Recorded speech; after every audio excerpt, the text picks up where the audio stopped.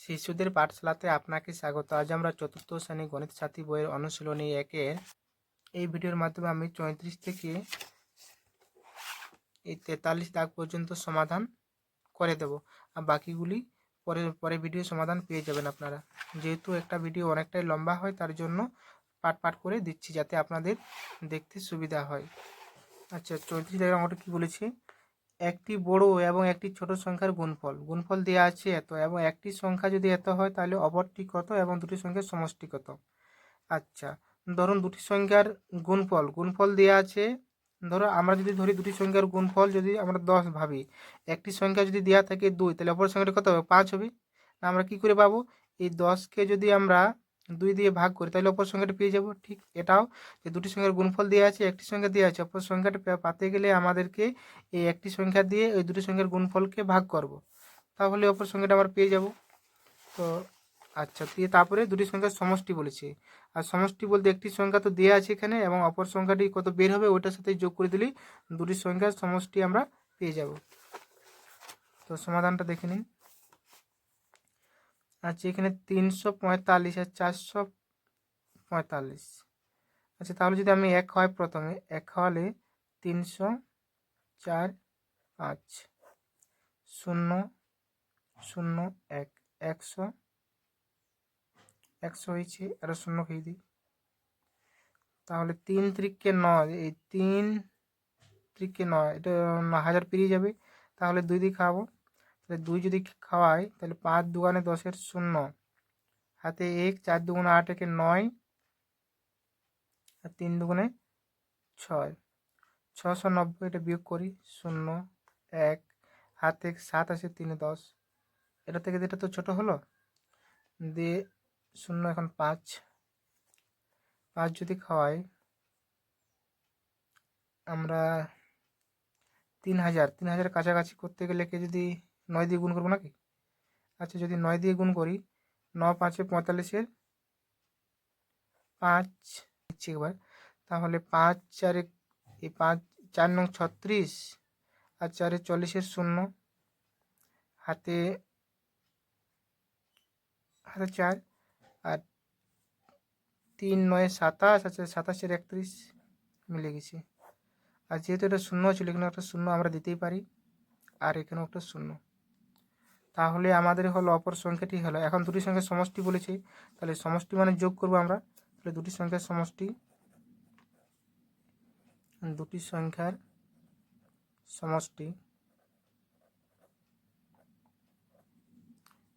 সমষ্টি এটা ছিল 345,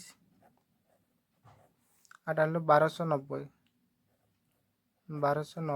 এটা যোগ করে দেবো, 5 9 5 13 3, 9 4 13 3, হাতে 1, 3 দিয়ে 5 1 6 1। তাহলে অপর সংখ্যাটি হলো এত, না দুটি সংখ্যার সমষ্টি হলো 1635। নেক্সট কি বলেছে?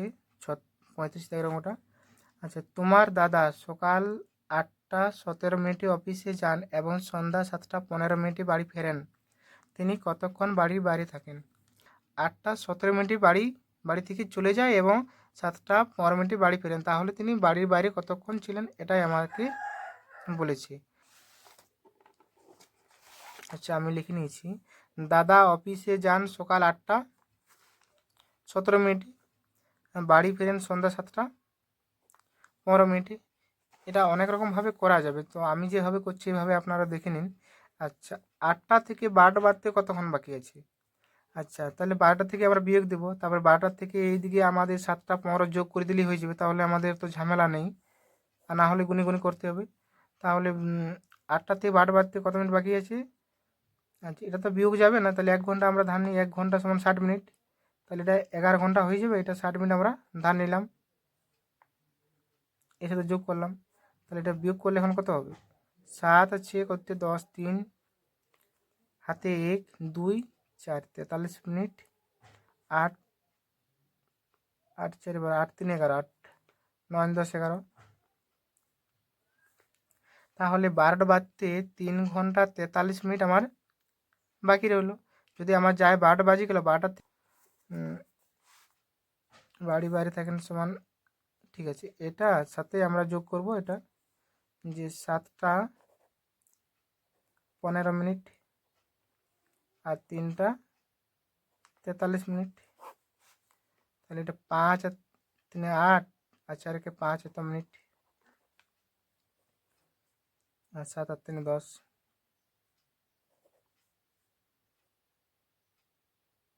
এটা ঘন্টা। তাহলে বাড়ি বাইরে থাকেন যে 10 ঘন্টা 58 মিনিট। এভাবে করলেই হয়ে যাবে।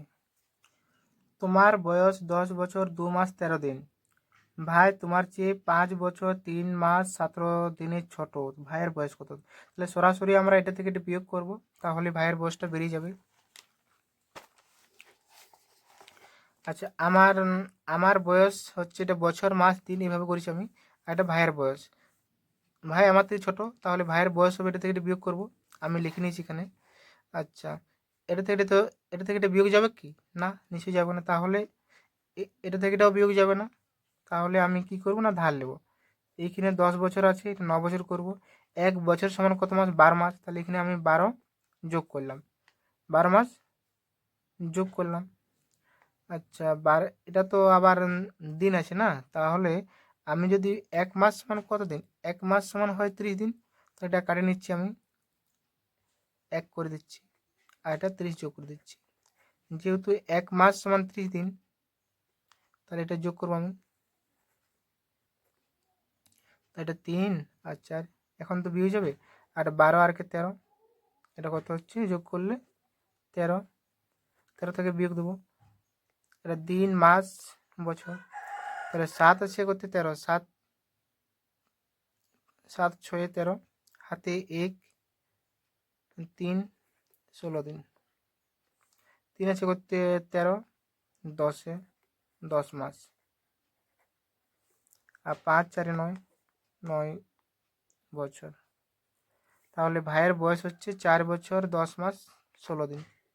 শ্যামল বাবুর দোকান থেকে 47.75 টাকা দামের 4টি খাতা ও 72.25 টু মানে 25 টাকা দামের 2টি রঙের বাক্স কিনে তাকে 200 টাকার 2টি নোট দিলে 200 টাকা 2টি নোট দিলে শ্যামবাবু তোমাকে কত টাকা ফেরত দেবে? আচ্ছা, একটি খাতার দাম হয় 47 টাকা 75 পয়সা। তাহলে 4টি খাতা কিনেছি, তাহলে 4টি খাতার মোট দাম হবে, এটার সাথে গুণ করব। এবং একটি রং পেন্সিলের দাম আছে 72 টাকা 25 পয়সা। তাহলে 2টি রং পেন্সিলের মোট দাম হবে, এটার সাথে এটা গুণ করব। আর দোকানে কত টাকা দিয়েছিল? 200 টাকা 2টি নোট দিয়েছিল, তার মানে 400 টাকা দিয়েছিল। 400 টাকার থেকে এই দুটোর যোগফল বিয়োগ করলেই উত্তর বেরিয়ে যাবে। একটি খাতার দাম আছে 47.75 টাকা, তাহলে 4টি খাতার দাম তো বেশি হবে নিশ্চয়ই, তাহলে 4 দিয়ে গুণ করবো। 4 5 20 শূন্য হাতে 2, 4 7 28 আর 2 30 শূন্য হাতে 4 5 20 শূন্য হাত থেকে 2, 4 7 28 30 3 হাতে 3, 4 7 28 29 30 31 1 হাতে 3, 4 4 16 17 18 19, 191 টাকা। এত টাকা। একটি রং বাক্সের দাম দেওয়া আছে 72 টাকা 25 পয়সা। তাহলে দুটোর বেশি হবে, তাহলে 25 দুগুণে 50, 5 10 শূন্য 2 2 5 আর 2 দুগুণে 4 আর 7 দুগুণে 14, 140 টাকা 50 পয়সা। এত টাকা। তাহলে 4টি খাতা ও দুটি রঙের মোট দাম, তাহলে যোগ করবো আমরা। এখানে কত হয়েছিল? 191 টাকা, 191.00 টাকা। আচ্ছা, এখানে হলো 144.50 টাকা। তাহলে মোট দাম বেরিয়ে গেল। তাহলে 0 5 5 9 4 13 3 হাতে 1 3, তাহলে এত টাকা আমার 335.50 টাকা। তাহলে দুটি 200 টাকার নোট সমান 400 টাকা। তো শ্যামবাবু আমাকে ফেরত দেবে 400 টাকার থেকে এটা বিয়োগ করব। 400 টাকার থেকে 335.50 টাকা বিয়োগ করব, তবে আমার উত্তর বেরিয়ে যাবে।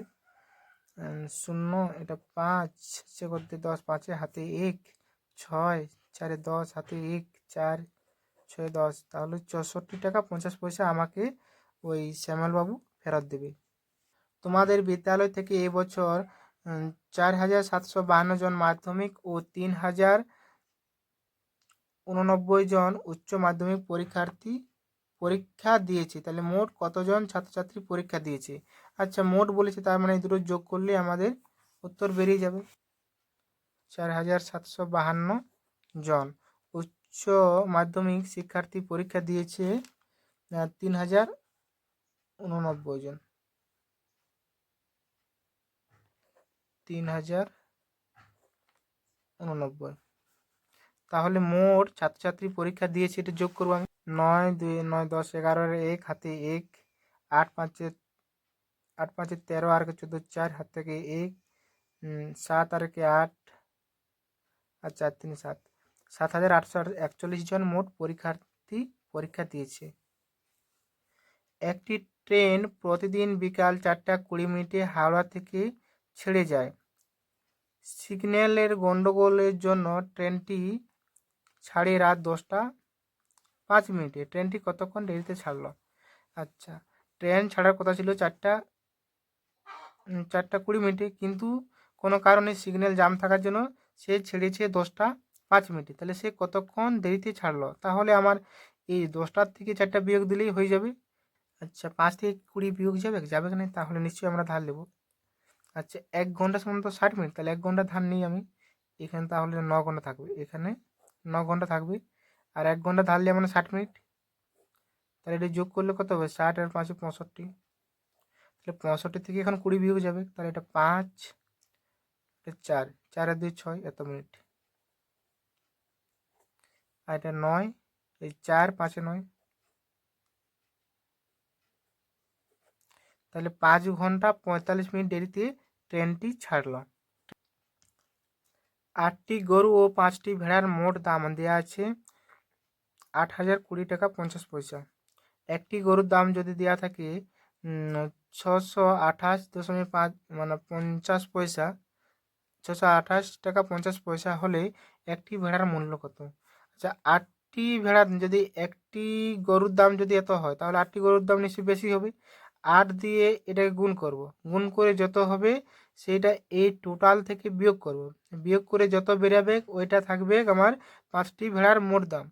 আর 5টি ভেড়ার মোট দাম যদি হয়, তাহলে একটি ভেড়ার দাম কত হবে? ওইটার যেটা থাকবে ওকে 5 দিয়ে ভাগ করলে একটি ভেড়ার মূল্যটা আমরা পেয়ে যাব। 8টি গরু ও 5টি ভেড়ার মোট দাম 8,020 টাকা 50 পয়সা আছে। তাহলে একটি গরুর দাম দেওয়া আছে আমার 628.50 টাকা। তাহলে 8টি গরুর দাম নিশ্চয়ই বেশি হবে, 8 দিয়ে গুণ করবো 0, 8 5 40 0 দশমিক, হাতে 4, 8 8 64, 64 64 65 66 67 68, 8 হাত থেকে 6, 8 2 16, 16 আর 6 22 2, হাতে 2, আর 6 48 49 50। তাহলে এত টাকা হয়ে যাচ্ছে, এত টাকা। আচ্ছা, 5টি ভেড়ার মোট দাম। আচ্ছা, আমি যদি মোট দাম থেকে যদি এই গরুর দামটা বিয়োগ দিয়ে দিই, তাহলে 5টি ভেড়ার মোট দামটা পেয়ে যাব। তাহলে 5টি ভেড়ার মোট দাম হচ্ছে, এটা বিয়োগ করবো আমরা 50, ভুল করলাম, 8020.50 থেকে বিয়োগ করবো, এটা বিয়োগ করব, এখানে নিচে করে দিচ্ছি 5028.00। এটা বিয়োগ করলে হবে 0 5 2, হাতে 1 9, হাতে 1 9, 6 7 8, 6 7 8। তাহলে হচ্ছে আমার 2,992 টাকা 50 পয়সা হচ্ছে 5টি ভেড়ার দাম। আর এইটাকে যখন আমরা 5 দিয়ে ভাগ করে দেব, তখন তা আমরা পাবো কি একটি ভেড়ার দাম। একে আমরা 5 দিয়ে ভাগ করে দেব। আচ্ছা, 5 দিয়ে ভাগ করলে হবে 5 5 25, 4 29 92। আচ্ছা, 5 10 5 9 45, এটা 5 ছিল, 5 9 45, 4 2 90, 5 8 40, 2 নামবে, দশমিক এখানে দেবো আমরা, এখানে দশমিক দিচ্ছি, 5 নামবে 25, তাহলে 25 মানে হচ্ছে 5 5 25। আর যেহেতু এটা শূন্য ছিল, শূন্য আমরা দিতে পারি। তাহলে একটি ভেড়ার মোট দাম হচ্ছে 598.50 টাকা।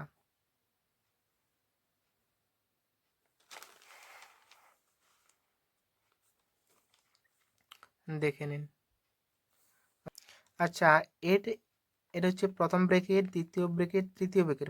সর্বপ্রথম আমাদেরকে প্রথম ব্র্যাকেটে কাজ করতে হয়, তাহলে এটা গুণ করব 5, থার্ড ব্র্যাকেট, সেকেন্ড ব্র্যাকেট, এটা কত হচ্ছে 5 3 15 যুক্ত, এটা ভাগ করব, তাহলে 2 2 দুগুণে 4, প্রথম ব্র্যাকেট কাজে সেকেন্ড ব্র্যাকেট বিযুক্ত 4 দুগুণে 8,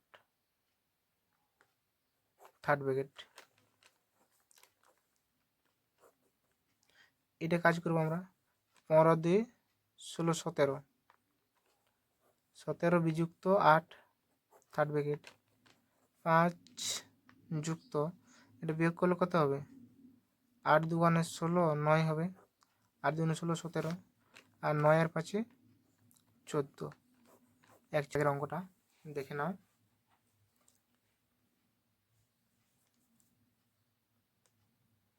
এটা 100, আমরা প্রথম ব্র্যাকেটে কাজ করব, থার্ড ব্র্যাকেট, তাহলে এটা 8 8 64, 6 10 4 64 বিযুক্ত 8 4 32, 8 4 32 4। আচ্ছা, প্রথম ব্র্যাকেট তো কাজ হয়ে গেছে, বিযুক্ত 15 দুগুণে 30, থার্ড ব্র্যাকেট, 100 যুক্ত থার্ড ব্র্যাকেট, এটা বিয়োগ করলে কত হবে, বিয়োগ করলে হবে 60 নাকি, 64 থেকে 4 গেলে 60 বিযুক্ত 30,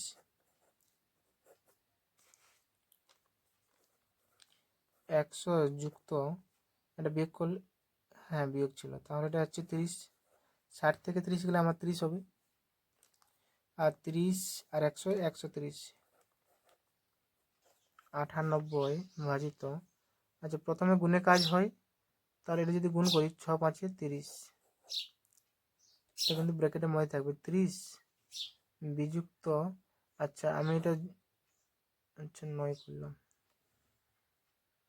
আমি কি করছি না, ব্র্যাকেট দিয়ে একে 9 প্লাস 7 করে দিচ্ছি, তাহলে একসাথে হয়ে যাবে 98 ভাজিত, এটা আমার সেকেন্ড ব্র্যাকেট দেওয়া উচিত ছিল, আচ্ছা এটা আমি সেকেন্ড ব্র্যাকেট দিচ্ছি, তাহলে এটা হচ্ছে 30 বিযুক্ত 9 আর 7 7 দুন 14 15 16 হচ্ছে, 7 দুন 14 15 16, তাহলে 98 ভাজিত 30 থেকে 16 গেলে কত হয়, 6 6 করতে 10, 6 4 10, হাতে 1 2 1 3, আর 14 6 14 6 84, 14 7 98, 14 7 98। বেশ, যদি ভিডিওটি ভালো লাগে অবশ্যই চ্যানেলটি সাবস্ক্রাইব করে পাশে থাকবেন, এবং পরবর্তী সমাধানগুলি খুব শীঘ্রই আপলোড করে দেওয়া হবে। Thank you for watching this video.